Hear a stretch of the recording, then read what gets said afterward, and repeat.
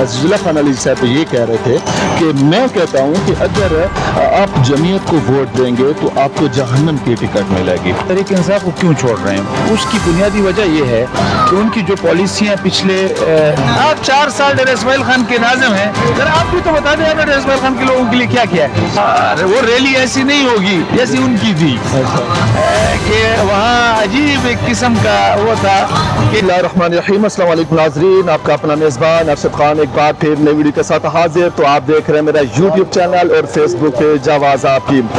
تو ناظرین اس ٹائم موجود ہے ڈیر اسماعیل خان مین شیخ یوسف اڈا پہ, اور اس ٹائم یہاں پہ آپ دیکھ رہے ہیں جو جمعیت علماء اسلام کی مشہور و معروف پرسنالٹی جناب ضیاء الرحمان صاحب اس ٹائم ہمارے ساتھ, مولانا ضیاء الرحمان اس ٹائم ہمارے ساتھ موجود ہیں. تو ان سے ہم بات چیت بھی کریں گے. جی السلام علیکم. وعلیکم السلام ورحمۃ اللہ وبرکاتہ. میر صاحب, فرسٹ آف آل تو یہ ہے کہ تحریک انصاف کی جو کرنٹلی سچویشن ہے وہ سب کے سامنے ہے کھلی کتاب کی طرح, لیکن جہاں پہ جتنی بھی وکٹیں گر رہی ہیں پاکستان تحریک انصاف کی مختلف پارٹیوں کا رخ کر رہی ہیں, لیکن زیادہ تر جو وکٹیں ہیں مین وکٹیں وہ جمعیت علماء اسلام کی طرف کیوں رخ کر رہی ہیں؟ آخر اس میں کیا جائے؟ جی دیکھیں, اس میں بہت ہی ایک بنیادی جو ہے وہ ایک نقطہ ہے جو سمجھنے کی کوشش ہونی چاہیے کہ پہلی بات یہ ہے کہ لوگ تحریک انصاف کو کیوں چھوڑ رہے ہیں. اس کی بنیادی وجہ یہ ہے کہ ان کی جو پالیسیاں پچھلے 5 سال میں رہیں, اور پھر آخر میں جب اپنی حکومتوں کو اپنے ہاتھوں اختتام تک پہنچانے کے بعد انہوں نے جو ایک سب سے بڑا بلنڈر کیا وہ یہ تھا کہ ہم سیاسی طور پر تو مخالفت کر سکتے ہیں, ہم سیاسی طور پر اسٹیبلشمنٹ کی مخالفت بھی کر سکتے ہیں, ہم حکومت کی مخالفت بھی کر سکتے ہیں, لیکن ریاست پاکستان ایک ہے, اسلامی جمہوریہ پاکستان ہم سب کا مشترکہ ہے. یہ نہیں ہو سکتا کہ پاکستان میں سیاست کرنے والا یا پاکستان کا کوئی بھی شہری وہ ریاست پاکستان کے خلاف بغاوت کا مرتکب ہو. جب انہوں نے 9 مئی کو ریاست پاکستان کے خلاف بغاوت کی, پہلے بھی ان کی پالیسیاں جو ہیں وہ لوگوں میں مقبول نہیں تھی, لیکن ریاست پاکستان کے ساتھ بغاوت کرنے کے بعد پھر ان کے اپنے لوگوں کو بھی یہ بات سمجھ آ گئی کہ ہم اب اس پارٹی کے ساتھ جڑے رہیں گے تو اس کا مطلب ہے کہ ہم ریاست پاکستان کے ساتھ دشمنی کریں گے. تو لوگوں کی وہاں سے پارٹی چھوڑنے کی وجہ یہ بالکل واضح اور صاف ہے. اس کے بعد جمعیت علماء اسلام کی طرف آنے کا سبب کیا ہے وہ بھی بڑا بنیادی ہے کہ جمعیت علماء اسلام پچھلے 5 سال میں ان کی حکومت کے خلاف, اسٹیبلشمنٹ کے خلاف روڈوں پر رہی. انہوں نے ہر ممکن کوشش کر لی, لیکن اس کے باوجود ہماری قیادت کے دامن پر کوئی اتنا چھوٹا سا داغ بھی وہ ثابت نہیں کر سکے کہ یہ کردار کی شفافیت پھر روڈوں پر ہونے کے باوجود اس حد تک کہ ملین مارچ ہوئے, آزادی مارچ ہوئے, لیکن ہم نے ریاست پاکستان تو چھوڑیے کسی ایک پتے اور گملے تک کو نقصان نہیں پہنچایا. تو لوگوں نے جب یہ دونوں کا موازنہ کیا تو وہاں سے چھوڑنا اس کا سبب بھی واضح تھا اور جمعیت علماء اسلام کی طرف آنا یہ بھی واضح تھا. اس کے علاوہ ڈیر اسماعیل خان میں ایک بہت بڑا فرق ہے کہ ڈیر اسماعیل خان کی ترقی میں آج تک اگر کوئی کردار ہے تو وہ سب کو معلوم ہے کہ وہ جمعیت علماء اسلام کا ہے.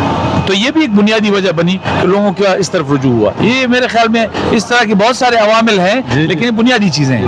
اور اس کے ساتھ 30 جنوری 2024 کو ابھی پاکستان پیپلز پارٹی کے چیئرمین جناب بلاول بھٹو صاحب حاکم نواز پارک میں جلسے عام سے خطاب کر گئے.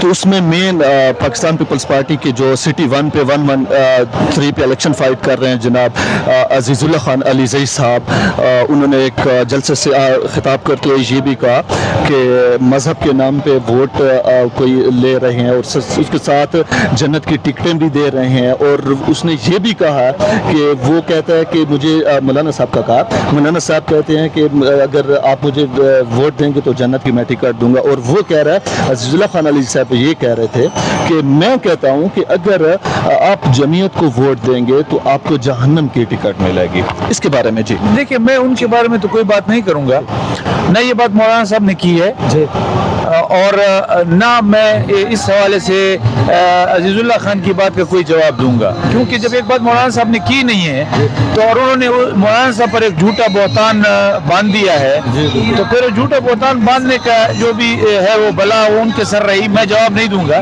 ہاں اتنی بات ضرور کروں گا کہ ہم لوگ ڈیرہ اسماعیل خان میں مذہب, عقیدے کا تحفظ, نظریے کا تحفظ, दीनी शायर का तहफ़्फ़ुज़, ये हमारा बुनियादी जो है वो दस्तूर और मंशूर का जो है वो हिस्सा है, और ये हमारे जमात की बुनियादी बनने का बुनियादी सबब भी है। लेकिन हम उसको सिर्फ यहाँ तक महदूद नहीं करते। हम कहते हैं अजीजुल्लाह खान को भी जवाब देते हैं, मैं डेरा इस्माइल खान के तमाम मुखालिफिन को भी जवाब देता हूँ कि डेरा इस्माइल खान की तारीख में किसी मेगा प्रोजेक्ट, किसी बड़े प्रोजेक्ट, चाहे वो सेहत का हो, चाहे तालीम का हो, चाहे मवासलात का हो, चाहे रोजगार का हो, किसी पर मेरा मुखालिफ भी तो हाथ रख कर कह दे कि ये जमीयत के अलावा हमने किया है। जब वो ये नहीं कर सकेंगे तो लाजिमन एक काम करेंगे, हमारा मुखालिफ हमारे खिलाफ किरदार कुशी और स्टेज पर तकरीर इसलिए करता है कि उसके पास अपनी कारकर्दगी बताने को नहीं है। मैं अगर यही सवाल अजीजुल्लाह खान से कर लूं कि मेरे पास तो कारकर्दगी बताने के लिए बहुत कुछ है, आप 4 साल डेरा इस्माइल खान के नाज़िम हैं, अगर आप भी तो बता दें आपने डेरा इस्माइल खान के लोगों के लिए क्या किया है। तो जब भी मेरे मुखालिफ के पास अपनी तकरीर को संवारने के लिए, मुज़य्यन करने के लिए कुछ नहीं होगा ना, कारकर्दगी दिखाने को कुछ नहीं होगी, तो हमारे खिलाफ बात करेगा, तो वो उनको मुबारक। और इसके साथ मौलाना फजल रहमान साहब के लिए उनके जो अकीदतमंद है, फैंस हैं, मदाह है, बहुत इसमें है कि कब अब हम अपने कायद से मिलेंगे, तो उसके हवाले से जी मौलाना फजल रहमान साहब जो है इंशाअल्लाह 6 तारीख को यहाँ डेरा इस्माइल क्रॉस पार्क में जलसे आम से खिताब करेंगे। यहाँ बहुत बड़ी रैली होगी।